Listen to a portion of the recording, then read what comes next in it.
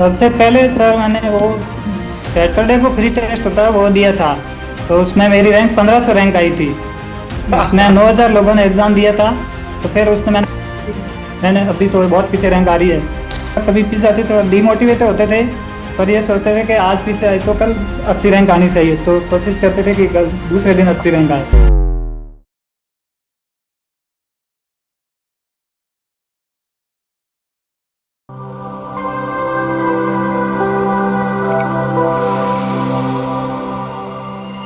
नमस्कार, एक बार फिर से आप सभी साथियों का हार्दिक स्वागत अभिनंदन टीएनसी के इस ऑनलाइन प्लेटफॉर्म में। माई सेल्फ बोजाज बुलाया, assistant nursing superintendent AIIMS Patna. एक बार फिर से आप सभी साथियों का हार्दिक स्वागत और अभिनंदन करता हूं। इंटरव्यू की सीरीज लगातार चल रही है और लगातार टॉप रैंकर से उनके सजेशंस और उनके गाइडेंस को जाना जा रहा है, साथ ही साथ उनके संघर्ष की स्टोरी को जाना जा रहा है। और इसी कड़ी में आज हमारे साथ है सत्ताराम जी, और इन्होंने रैंक लिए 72, ऑल इंडिया रैंक 72।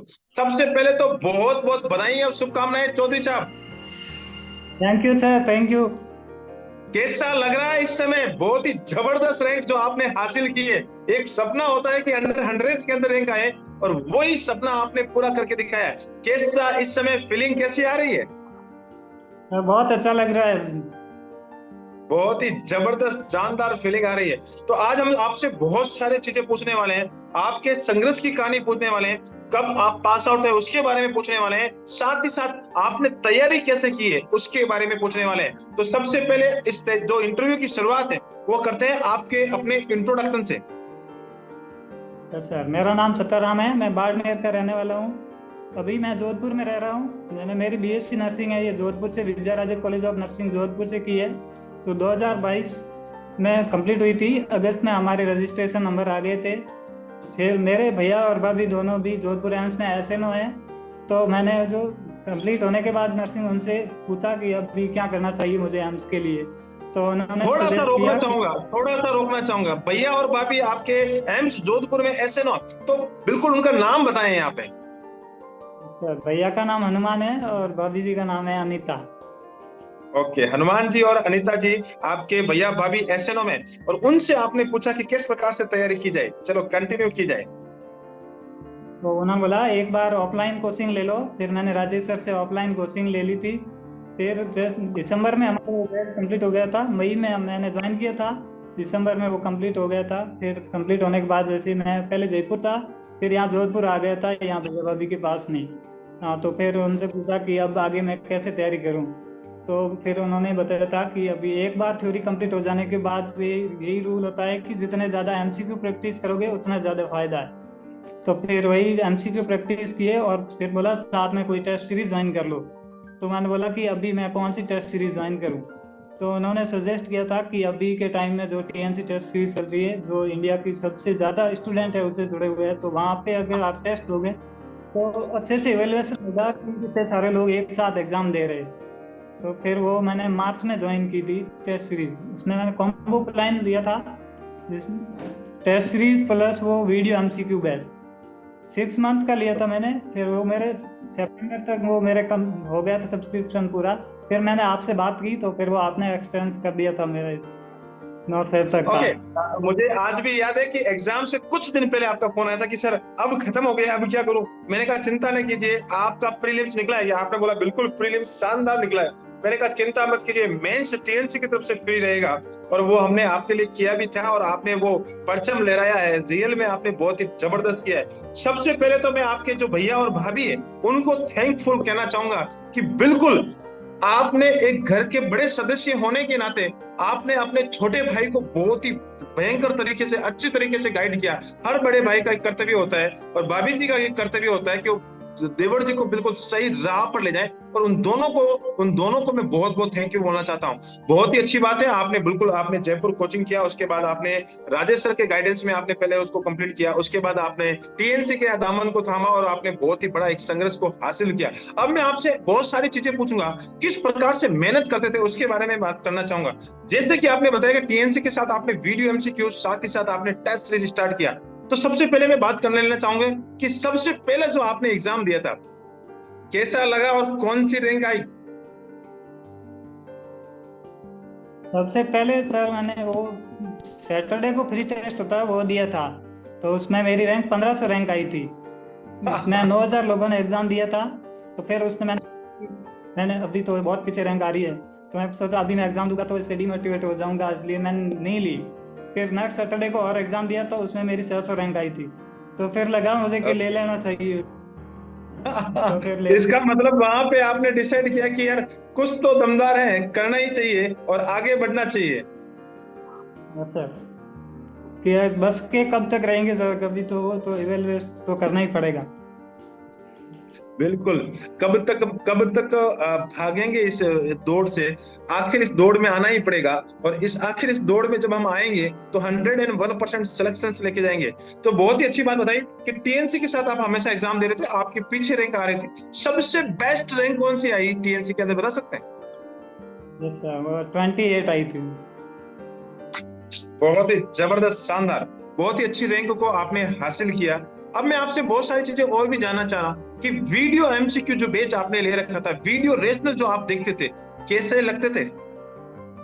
बहुत अच्छे लगते थे मुझे। सबसे वो अवधेश सर के जो ओबीसी वाले सर हैं, उनके सर बहुत अच्छे लगते थे। वो टॉपिक अवधेश ऐसे सर की अवधेश सर की फैन फॉलोइंग ज्यादा बढ़ती जा रही है और बहुत ही अच्छी बात है, पूरे डेडिकेशन के साथ। और सबसे बड़ी बात मैं अवधेश सर की बता देना चाहता हूँ कि 5 टाइम टॉप रैंकर्स रहे हैं और उनको पढ़ाने का जो तरीका है वो बहुत ही अच्छा तरीका है। तो बिल्कुल फैन फॉलोइंग तो बढ़ना ही लाजमी बनता है। अच्छा। ओके, अवधेश सर की बात आगे, तो मैं अवधेश सर के बारे में जानना चाहता हूँ, क्या खास लगा अवधेश सर में आपको? सर जैसे वो टॉपिक शुरू कर, क्वेश्चन एमसीक्यू में जो टॉपिक होता था उसके आसपास से जितने सारे क्वेश्चन बनते थे वो सारे क्लियर हो जाते थे। वो टॉपिक पढ़ने के बाद कोई डाउट नहीं रहता था। Good good good good good. बिल्कुल, टीएनसी की सारी फैकल्टी अच्छा काम करती है, लेकिन आपको उसमें से हर एक बंदे का, हर एक टीचर्स अलग अलग एक्सपर्ट होता है। कि आपके लिए अवधेश सर बहुत ही अच्छे लगते थे, बहुत सारे के लिए फंडामेंटल गुरु एक्सपर्ट्स लगते हैं। तो हर टीचर के अपने अपने एक रोल मॉडल बन जाता है। तो आपके लिए रोल मॉडल जो अवधेश सर थे, उन्होंने आपने बहुत ही अच्छा एक पैरामीटर अपनाया, उनका समझाया हुआ आपके दिमाग में बहुत ही जल्दी से घुस जाता था। चलो, बहुत ही अच्छी बात है। अब आप वीडियो एमसीक्यू टीएनसी के टेस्ट सीरीज के साथ लगातार हमेशा आगे बढ़ रहे थे। कभी कभी ऐसा लगा कि यार ये टीएनसी वाले जो क्वेश्चन बना बना के लेके आते हैं, इतने डिफिकल्ट क्वेश्चन बना के लाते हैं, कहाँ कहाँ से उठा के ले आते हैं? नहीं सर, जैसे वो नए नए क्वेश्चन आते थे उसमें ज्यादा मजा आता था सर, कि वो पढ़े हुए क्वेश्चन है तो वो तो फिर देखते ही सीधे टिक कर देते थे। इसमें थोड़ा सोचना पड़ता था कि क्या है, तो वो ज्यादा अच्छे लगते थे वो क्वेश्चन। ओके। फिर कभी कभी सर्चिंग अभियान भी लगाया होगा कि यार चलो इसको सर्च करते हैं, कहाँ से मिलते हैं ये क्वेश्चंस? हाँ सर, ऐसे बहुत बार देखा था, जैसे सौंदर्य से देखा था, उससे मौसमी से देखा था। तो कई बार ऐसे लिखते थे क्वेश्चन तो वो सेम थे, पर कुछ तो मॉडिफाई कर दिया, कभी ऑप्शन चेंज कर दिए थे उसमें। ओके। ऐसे यही तो मिलते थे, एक कभी तरीका तो होता क्वेश्चन है। ही नया और मिलता था देखो, पूरा। थ्योरी एक पार्ट लिमिट होता है, हर एक चीज की होती है।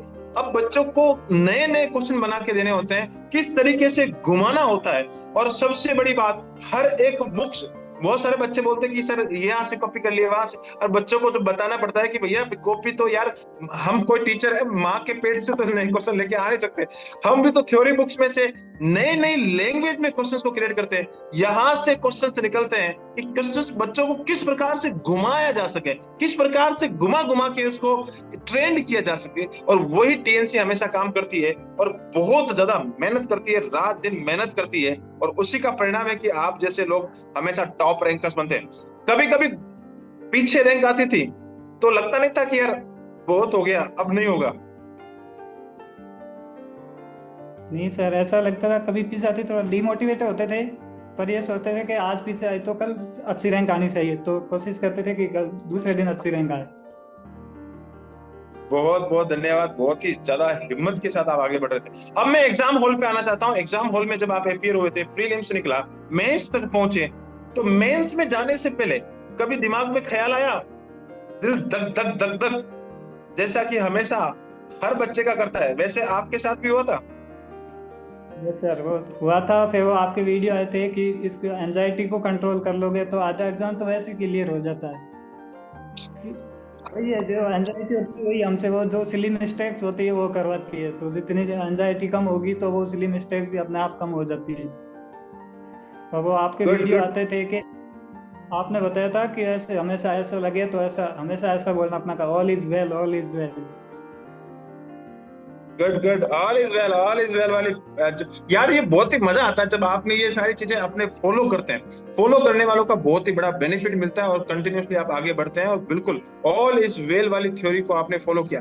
अब मैं आपको मेंस के एग्जाम तक ले जाता हूँ। मेंस के एग्जाम में जब आप एग्जाम दे रहे थे तो एग्जाम हॉल में जब एग्जाम पहला क्वेश्चन आया, दूसरा आया, तीसरा आया, चौथा आया, तो क्या लगा कि भैया टीएनसी का ही टेस्ट चल रहा है? यस सर, ऐसा ही लग रहा था जैसे कि अभी ये 2 दिन पहले ही एग्जाम दिया था कि उसी का क्वेश्चन है। ओके, ऐसा ऐसा फीलिंग आने लग गया कि यार ये क्वेश्चन तो हमने अभी 10 दिन पहले 140 वाले टेस्ट में ही दिया है और वही क्वेश्चंस यहाँ पे सेम टू सेम कॉपी हो गए, तो मजा आ गया। Yes sir. ओके, उसके बाद जब आप घर पे आए और टीएनसी ने आपको बताया कि भैया 140 वाले बहुत सारे बच्चों के मेरे पास स्क्रीनशॉट लगातार आने लगे कि सर ये देखो ये क्वेश्चन यहाँ से आया, ये क्वेश्चन उस एग्जाम में से आया, फिर मैंने भी चलो चलो चेक कर लिया जाए क्योंकि एग्जाम को चेक करना तो पड़ता है, स्क्रीनशॉट लेने होते हैं। फिर आपने भी चेक किया कि यार एक बार 140 फिर से देख लिया जाए। हाँ सर, पूरा देखे वो एज इट इज क्वेश्चन थे, ऑप्शन चेंज नहीं थे उसमें। फिर लगा होगा कि यार ये तो एग्जाम बिल्कुल सही गया और क्वेश्चन आपने जरूर जरूर क्रॉस चेक किए होंगे। Yes sir. बहुत ही अच्छी बात है और बहुत ही जबरदस्त। अब मैं आपसे पूछना चाहता हूँ कि एग्जाम हॉल में जब आप एग्जाम देके आ गए, कितने क्वेश्चंस आपने अटेम्प्ट किए थे? मैंने 90 क्वेश्चन अटेम्प्ट किए थे। कितने गलत हो गए और कितने सही? 72 राइट हुए थे और 18 रॉन्ग हुए थे। 18 गलत हो गए और 72 क्वेश्चंस आपके बिल्कुल सही हो गए। इसका मतलब ये मान सकते हैं कि टॉपर्स भी गलतियां तो करता ही है। बच्चे सोचते हैं कि टॉपर्स गलतियां नहीं करते होंगे, बच्चे ये सोचते हैं कि माइनस नहीं करते होंगे, लेकिन मैंने हमेशा एक आंकड़ा फिक्स बना रखा है, 20 गलती तो नॉर्मल हर इंसान से होगी। चाहे मैं भी एग्जाम देके क्यों नहीं आ जाऊं, मेरे से तो ज्यादा हो जाएगी क्योंकि आप लोग मेरे से ज्यादा मेहनत कर रहे हैं। हम लोग तो क्वेश्चन बना बना के दे रहे हैं, लेकिन आप तो और ज्यादा मेहनत कर रहे हैं। तो बहुत ही अच्छी बात है और बहुत ही जबरदस्त संघर्ष जो आपने किया है और मेहनत जो आपने विश्वास के साथ की है, उसका बिल्कुल प्रतिफल आपको मिला है। अब मैं आपसे एक चीज पूछना चाहता हूँ, क्या सबसे अच्छी चीज लगती थी टीएनसी में? टीएनसी में सर जो एक तो ये पर्सनल मैसेज आते थे सबके, जो टेस्ट का रिजल्ट आता था वो सबसे अच्छी लगती थी, और एक वो 30 जो टॉपर्स होते हैं उनका वो लिस्ट आती थी उसमें, तो हमेशा ये रहता था कि हमें टॉप 30 में आना है। ओके, बहुत टॉप 30 में आना है, वो एक मोटिवेशन का काम करती है। वैसे तो बहुत सारे मैं सोचता हूँ कि मैं पूरी लिस्ट दे दूं, लेकिन इतनी लंबी लिस्ट को बनाने में ही 1 से 1.5 घंटा लग जाता है, उसको जनरेट करने में सिस्टम हैंग हो जाता है, इसलिए वो लिस्ट प्रोवाइड कराने में हमारे वैसे इतना लंबा समय रहता है, रात को 1 बज जाता है, तो उसमें उस समय रिजल्ट देने में सिर्फ टॉप 30 को बस देना होता है कि हाँ चलो टॉप 30 का इवैल्यूएशन आप तक चले, मोटिवेशन बना रहे हैं। तो बहुत ही अच्छी बात आपने बताई और इस प्रकार से एक मोटिवेशन सा बना रहता है। चलो बहुत जबरदस्त। लास्ट में मैं आपसे एक चीज और पूछना चाहूंगा, सबसे इंपॉर्टेंट क्वेश्चन है कि सत्ताराम जी ने जो ये हासिल किया है, एक अच्छी रैंक 72 हासिल की है। अब बच्चे जानना चाह रहे हैं कि इनके तो भैया भाभी नर्सिंग ऑफिसर है, एसएनओ है, एक सीनियर नर्सिंग ऑफिसर ने इनके भैया भाभी ने इनको गाइड कर दिया। हमारे भैया भाभी तो भैया नर्सिंग ऑफिसर या सीनियर नर्सिंग ऑफिसर नहीं है, तो सत्ताराम जी से पूछा जाए कि आप ही हमारे बड़े भैया, आप ही हमारे सब कुछ, आप हमें गाइडेंस कर दीजिए कि किस प्रकार से एक इतनी अच्छी रैंक को हासिल किया जा सके। यही कहूंगा कि टीएनसी जो सर बोलते हैं वो फॉलो करते जाओ, अपने आप हो जाएगा, और ज्यादा कुछ करने की जरूरत नहीं है, जो टीएनसी सर बोलते हैं वही करते बस, बहुत है। बहुत ही अच्छी बात है, आपने तो कम ही शब्दों में सारा सब कुछ बोल दिया।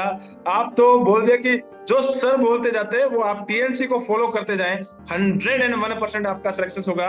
और बहुत बहुत धन्यवाद, आपने इस इंटरव्यू सेशंस को अटेंड किया, बहुत सारे सजेशंस आपने दिए और बहुत सारी चीजें बताई कि भैया टीएनसी का कॉम्बो प्लान आपने ज्वाइन किया, टीएनसी के कॉम्बो प्लान के साथ आप आगे बढ़े और मेहनत करते जाएं तो 100% सिलेक्शन होगा ही होगा। तो इस इंटरव्यू सेशंस को अटेंड किया, इसके लिए आपका बहुत बहुत धन्यवाद। स्पेशली थैंक यू आपके भैया भाभी को जिन्होंने आपको सही गाइडेंस किया, उनका बहुत बहुत बहुत धन्यवाद। और हमेशा आप अपना नाम, साथ ही साथ अपने भैया भाभी का नाम, साथ ही साथ अपने माता पिता का नाम, साथ ही साथ जिस इंस्टीट्यूट से आप पढ़े उन सभी का नाम, और राजेश सर उनका नाम, और साथ ही साथ टीएनसी का नाम हमेशा हमेशा रोशन करते रहे। जय हिंद, जय भारत, वंदे मातरम। Thank you so much.